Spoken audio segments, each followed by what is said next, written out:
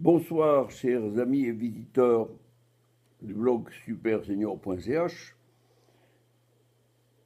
J'aimerais vous parler rapidement du problème découlant de la déclaration et de la reconnaissance de l'annexion du plateau du Golan par Israël, reconnaissance signée par les États-Unis.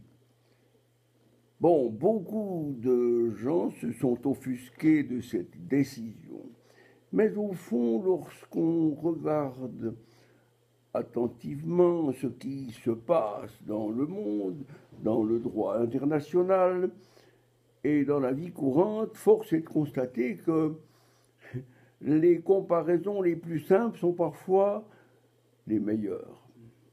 Cela veut dire que si vous vous engagez à jouer aux cartes avec un voisin et que vous perdez, eh bien, c'est terminé. Vous n'aurez pas l'occasion de reprendre, de lui dire « Minute, rends-moi ce que j'ai perdu. » Perdu, c'est perdu. Eh bien, les pays arabes qui ont agressé 6 fois Israël depuis son indépendance de 1948, ces pays arabes, supérieurs en nombre et en moyens, ont perdu toutes ces guerres.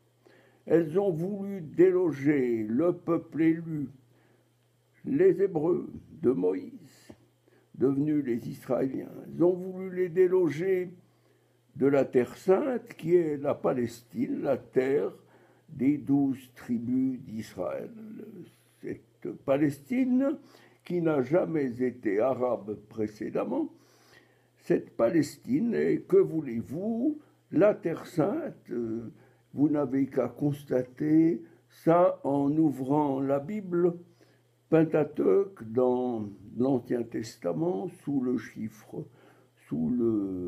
paragraphe nombre, au chiffre 34 et suivant. Tout y est décrit de manière un peu ancienne, mais tellement précise, que voulez-vous, c'est ainsi. Eh bien, ce Golan est une terre qu'avaient les Syriens.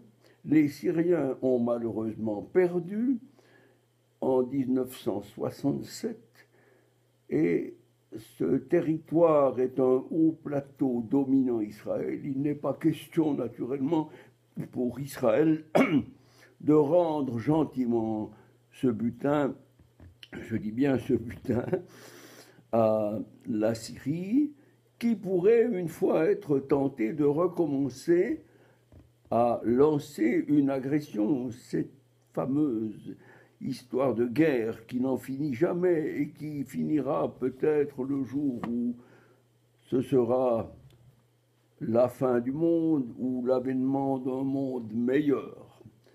Voilà, chers amis, ce que je voulais vous dire, en remerciant en définitive les États-Unis et son président d'avoir eu le courage de reconnaître les faits. Israël est chez lui, bien installé. C'est une démocratie qui fonctionne. C'est une démocratie dont la valeur est reconnue partout dans le domaine scientifique, médical, etc. Et Israël peut en donner exemple à de nombreux voisins. Voilà, je pense qu'il faut se rendre à l'évidence. Jamais les Israéliens ne rendront le Golan, ni Jérusalem, la partie qui était arabe, qui avait été occupée lors des invasions. Je vous souhaite une bonne soirée et je pense que nous devons surtout prier pour la paix dans le monde et pour la destruction de ceux qui veulent anéantir nos libertés et nos valeurs. Ceux-là, on les connaît, ce sont ceux qui sont sous l'œil de Lucifer.